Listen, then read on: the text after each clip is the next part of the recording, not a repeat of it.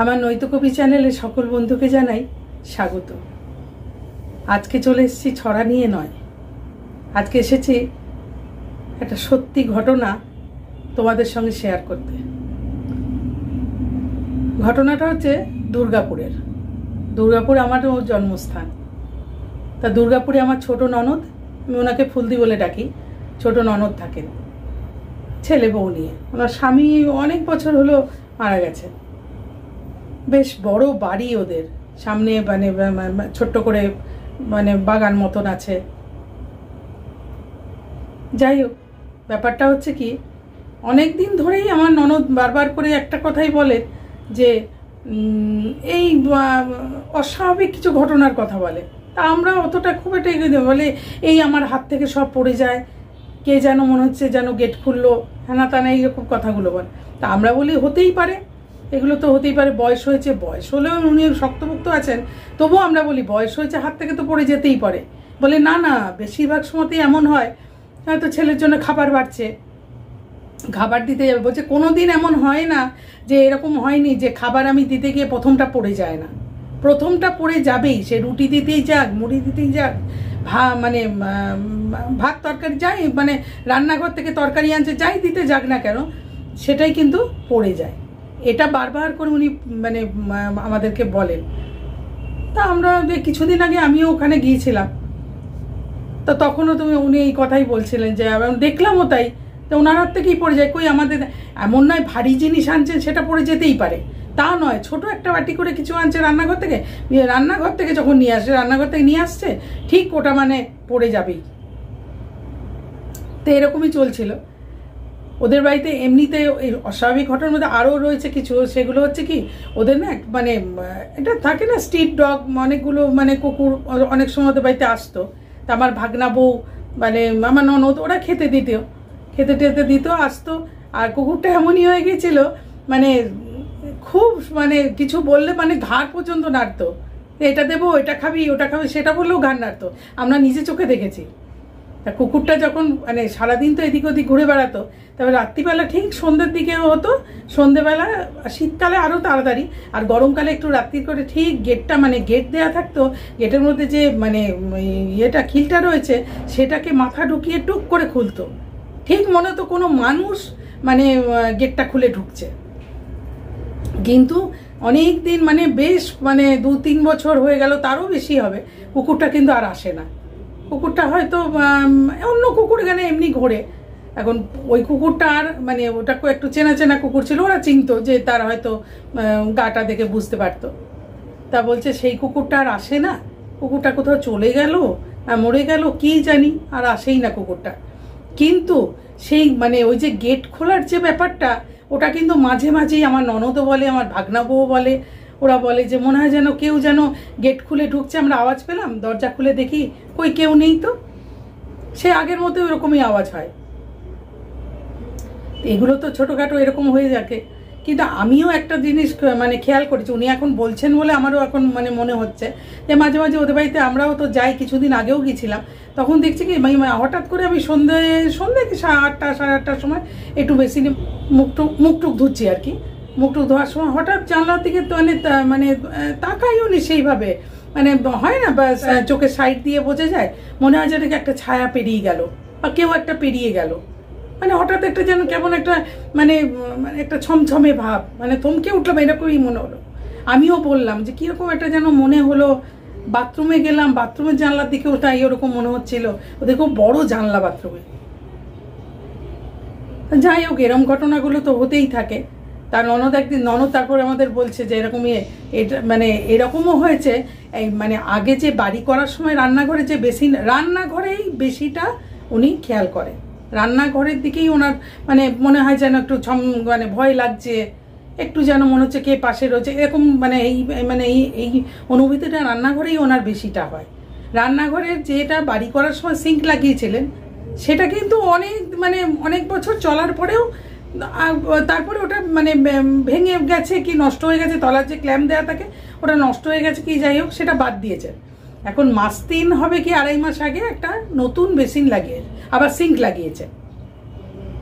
সেই সিঙ্কটা তো একদম শক্তপোক্ত ভালোভাবেই লাগিয়েছে, এখন তো সেই ক্ল্যাম্প দিয়ে করে লাগায় না, এখন অন্য সিস্টেমে মিস্ত্রি লাগিয়ে দিয়ে গেছে। যাই হোক, কোনো মানে অসুবিধাই হচ্ছে না। 2-3 মাসে কি হবে। হঠাৎ বলছে আমি ওখানে রান্নাঘরে মানে কাজ করছিল, তারপরে রান্নাঘরে কাজ করতে করতে বলছে আমি একটুখানি বেসিনে হাত ধুতে গেছি, বেসিনে হাত ধুতে গিয়ে মানে হঠাৎ করে মানে সিঙ্কটা মানে পুরোটা একদম মাটিতে দুম করে পড়লো। এমনভাবে পড়েছে পাটা কিন্তু একদম মানে বলছে আমার পাটা একদম পুরো থেতোই হয়ে যেত, এইভাবেই পড়েছে। খুব বেশিভাবে আঘাত লাগতে পারতো, কিন্তু একটুও পা মানে পায়ের থেকে মানে 1 ইঞ্চি দূরেও পড়েছে, কিন্তু পায়ের ওপর পড়েনি, কিন্তু পড়ে একদম ভেঙে চুরমার। মানে এমনও নয় যে অল্প ভেঙেছে কি এরকমও না, একদম চুরমার হয়ে গেছে। যাই হোক, হঠাৎ ওরকম হতে পারে, সেটাও আবার মানে ছেলে বলেছে, বউ বলেছে হতে পারে ঠিক মতন হয়তো লাগায়নি বা ঠিক মতন হয়নি, তাই জন্য হয়তো হয়েছে। কিন্তু ওনার মনে সবসময় না একটা খুঁতখুঁতে থাকে যে না এরকম হয় না, এত বছর ওই বেসিনটা ছিল কোনোদিন হয়নি, এটা মাত্র এই কদিন লাগালাম তাতে এরকম হলো। কুকুরটা এখন আর আসে না, ওইভাবে গেট খুলে তোরা জানিস না আমি রাতে শুয়ে পড়ি, এও বলে ছেলে রাতে শুয়ে পড়ি, অনেক রাতেও মনে হয় কেউ যেন গেট খুলে ঢুকছে। বাইরের একদম গেটে গ্রিলে তালা দেয়া থাকে বারান্দায়, কিন্তু বাইরে গেলে গেটটাতে তো তালা দেয় না। তো যে আমার এখনও মনে হয় যেন কেউ ঢুকছে, আমি পর্দা সরিয়ে দেখি, তখন দেখি কেউ নেই। এগুলো তো চলতেই থাকছিল। কিছুদিন আগে বলতে মানে গত বর্ষায়, মানে এই 23 সালে বর্ষার সময় হঠাৎ একদিন রাত্রিবেলা বেশ বিকেলবেলা ঝড় বৃষ্টি হয়েছে। আর ওসব দিকে তো ঝড় বৃষ্টি হলে বেশ ঠান্ডা পড়ে যায়, দুর্গাপুরের দিকে তাই হয়, ঝড় বৃষ্টি হলে ভালো ঠান্ডা পড়ে যায়। তো ওরা রাত্রিবেলা বলছে তাড়াতাড়ি করে খেয়ে দিয়ে মানে 12টার মধ্যে মোটামুটি শুয়ে পড়েছে, ছেলে বউ শুয়ে পড়েছে। এবারে উনি ভাবছেন একটু পেপার টেপার দেখে এবার শোও।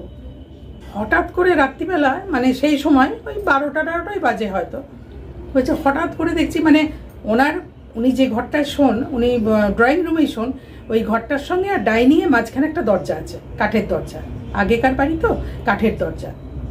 তা কাঠের দরজাটা হালকা ভেজিয়ে উনি মানে রাতে ঘুমান। বলছে যে তখন শোবো, তোড়জোড় করছি, মশারি টাঙানো হয়ে গেছে।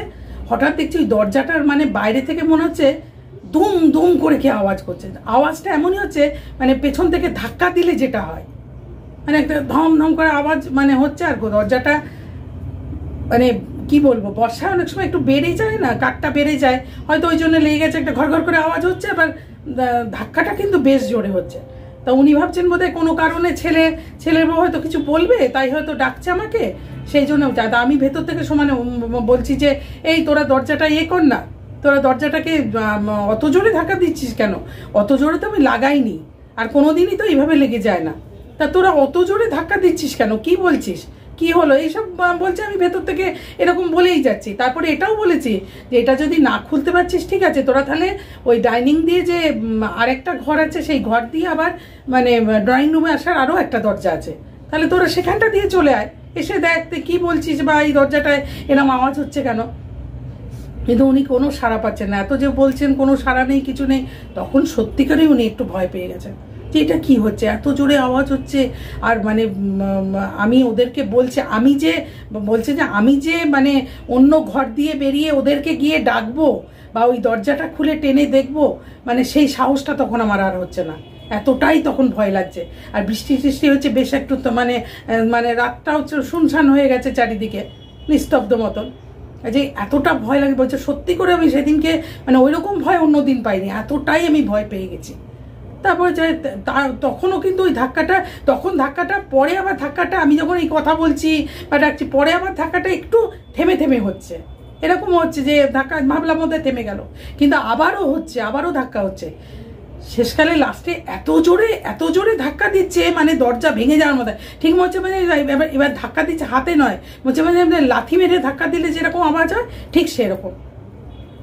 আমি মানে তখন আমার ছেলে না কত জোরে ধাক্কাটা হয়েছে, ওরা দরজা দিয়ে ওই কোনার ঘরে শুয়েছে, ওরা উঠে পড়েছে। ওদের ঘরটা আমাদের ড্রয়িং রুম থেকে বেশ একটু দূরেই, বলছে ওরা উঠে পড়ে তখন এসে বলছে যে কি হলো মা, তো এখানে ভেতরে চাচামাচি করছে মনে হচ্ছে। তো বলছে কী হয়েছে কে, তখন ওরা দরজাটা খুলেছে, ওরা ওই শব্দেই উঠেছে, কিন্তু ওরা যখন উঠেছে তখন আর আওয়াজটা হচ্ছে না, তখন ওরা দরজাটাকে একটু চাপ দিয়েই খুলেছে। ওই যে বললাম না কাঠটা অনেক সময় বেড়ে যায়, সেই হিসেবে বলে মা কি হলো, বলে আরে তোরা পেছন থেকে তোদের এত কথা বলছি, তোরা শুনছিস না, উত্তরও দিচ্ছিস না, আর আমি এখানে ভয়ে তো কাঠ হয়ে আছি রে, এত জোরে জোরে দরজায় কে ধাক্কা দিচ্ছে, এরম তো কখনো কোনো দিনও হয়নি আগে। আমি বলি না যে একটা কিছু না কিছু মানে হয় রে, তোরা বিশ্বাস করিস না আমার কথা। আমার ননদ এই কথা বলেই যাচ্ছে। তখন বলছে না আমরা তো ডাকিনি, আমরা মানে ঘুমিয়েই প্রায় পড়েছিলাম, কিন্তু দরজার এত জোরে আওয়াজ হওয়াতে আমরা তাই তো উঠে এলাম। তখন ওরা উঠে, তারপরে ওরা উঠে এসে যখন এই ঘরে কথা বলছে, আমার ঘরে কথা বলছে, আমার তো মানে আমি তখন মানে রীতিমতন ঘামছি। ননদ বলছে আমি তখন রীতিমতন মানে ঘামছি। জল টল দিয়ে মাকে করেছে, বলছে তোমার বলছে আর মনের ভুল বলবি না, একদমই বলবি না। তোরাও কানে শুনেছিস আওয়াজটা, আমিও শুনেছি, মানে এটা কোনো মানে মনের ভুল বা কিছু হতেই পারে না। এমনও নয় যে আমি ঘুমের মধ্যে শুনছি, তা না। আমি তো এই তো মশারি করছিলাম, পেপারটা পরে মশারি করছিলাম, মশারি করে এবার শোবো। তবে আমার মানে ভাগনা বউ এই কথাটাই বললো যে হ্যাঁ সত্যি করেই সেদিনকে কিন্তু আমরাও ভয় পেয়ে গেছিলাম। আমরা ওঠার পরে আওয়াজটা হয়নি, কিন্তু আমরা শুয়ে থেকে রীতিমতন 2-3 বার অতটা আওয়াজ হওয়ার পরে উঠেছি যে মা এত জোরে কেন দরজায় ধাক্কা দিচ্ছে, কি হলো মায়ের, ভয়ও পেয়ে গেছি আমরা। এবার এই ঘটনাটা যখন মানে মায়ের মুখে শুনছি, তখন রীতিমতন আমাদেরও কিন্তু প্রচণ্ড ভয় লাগছে। সত্যি তো একটা হাওয়া বাতাস কিছু নেই, কোথাও কিছু নেই, এত জোরে জোরে দরজাটায় ধাক্কা পড়বেই বা কেন, এগুলো হচ্ছে কেন, সেইগুলো নিয়েই মানে। আর মানে এরকম এই ঘটনাটা হয়েছে মানে এটা যেদিন হয়েছে মানে সেদিনকে সত্যিই ওদের মানে ভয়ই লেগেছে। তার আগে কখনো এরকমটা হয়নি। এবার যে আমার ননদের ব্যাপারটা কি হয়েছে, বয়স হয়েছে, আর এখন উনি যেটাই হয় সেটাই মনে করেন এটা নিশ্চয়ই কোনো অস্বাভাবিক কিছু, এটা কখনোই স্বাভাবিক হতে পারে না। আমি বলি কেউই বুঝতে পারে না, কিন্তু আমার এটা মনের ভুলও না, আমার এটা কিছুই না। এমনও হয় আমার এখন ঘুমোতেই ভয় লাগে, আমি কত রাত অবধি জেগে থাকি, নয় বই পড়ি, নয় পেপার দেখি, লাইট নেভাতে মানে ভয় লাগে, লাইট জ্বেলেই শুই এখন, এতটাই ভয় লাগে। মনে হয় ঘুমের মধ্যে বোধহয় আবার এরকম যদি আওয়াজ হয়, আবার যদি এরকম হয়, তাহলে তো আমি আর মানে মানে মরেই যাবো। মানে এতটাই ভয় পেয়েছেন যে মানে ওনার মানে আর মানে কিছুতেই আর মানে থাকতে পারে না, রাত হলেই বেশি ভয় লাগে। কেন এরকম ঘটনাটা হচ্ছে, এত বছর তো হয়নি, এত বছর টুকটাক হয়তো কিছু হয়েছে, সেগুলো তো হয়তো অতটা নোটিশ করেনি, তখন বয়সটাও কম ছিল, কিন্তু এখন এরকম ঘটনাটা হচ্ছে। মানে সেই জন্য এমন তো বলছে আমি বাড়ি বিক্রি করে দেবো, আমি আর এখানে থাকতে পারছি, একটু যাই হোক একটু প্রচণ্ডভাবেই অস্বস্তিতে পড়ে যাবে। এমনকি আমার ভাগনা বউ ওদেরও মনে হচ্ছে, ওদেরও এখন কিছু কিছু জিনিস নোটিশ করছে যে মনে হচ্ছে যেন এটা তো হওয়ার কথা ছিল না, এটা কেন হলো, ওটা কেন হলো, যা হয় আর কি, মানুষের মনে যা হয় আর কি। এবার বলে আমি যদি ঘুমোবো, রাতে যদি ওরকম আওয়াজ হয়, আমি ধম করে ঘুম থেকে উঠবো, আরও আমার মানে ভয় লাগবে, হয়তো আবার এরকম হতেই পারে। মানে রাতটাই যেন একটা বিভীষিকা হয়ে গেছে আমার ননদের কাছে। এরকমই ঘটনা, একদম সত্যি ঘটনা। মানে এরকমভাবে এখন ওই সেই দিনকেও বলছে যে এই আবার সেই হাত থেকে পড়ে যাচ্ছে, হাত থেকে পড়ে যাওয়াটা তোমরা মনে করো না যে আমার ওরকম, মানে আমি ছোট একটা চামচ নিলেও পড়ে যায়। আর প্রথম যখন আমি খাবারটা বাড়ি, আমি বিশেষ করে, কই বউ যখন বাড়ে এটা তো হয় না, আমি বিশেষ করে আমি যখনই বাড়ি তখন আমার সেই প্রথম খাবারটা পড়ে যাবেই, মানে এরকম আমি রান্নাঘর থেকে বেরিয়ে নিয়ে যাই, এবার রান্নাঘর থেকে নিয়ে যাওয়ার সময় আমার প্রথম খাবারটা পড়ে যাবেই, এরকমই হয়। আমি এখন ওই জন্য টেবিলে এসে মানে দিতে থাকি, তারপরেও নয় হাতা পড়ে যাবে, নয় খুন্তি পড়ে যাবে, মানে কিছু না চামচ পড়ে যাবে, কিছু না কিছু একটা হবে।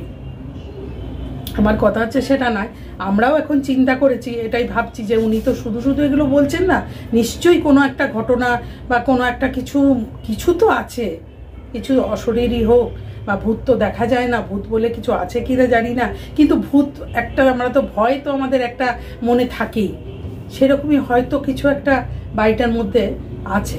হয়তো আগে সেগুলো অতটা প্রকটভাবে ছিল না, এখন হয়তো সেটা বেশিটাই মানে প্রকট হচ্ছে, যত দিন যাচ্ছে ওনারও ভয় বাড়ছে, এই নিয়ে একটা চিন্তা ভাবনা কিছু তো আছে, এটা তো মনেই হচ্ছে না। এটা আজকে ভাবলাম, এটা আজকে তোমাদের সঙ্গে শেয়ার করি, মানে সত্যি ঘটনা একদম। নমস্কার। ভালো লাগলে, যদি তোমাদের ভালো লাগে তাহলে আমাকে কমেন্ট বক্সে অবশ্যই জানিও, আমি চেষ্টা করব আবার এরকম কিছু সত্যি ঘটনা বলার।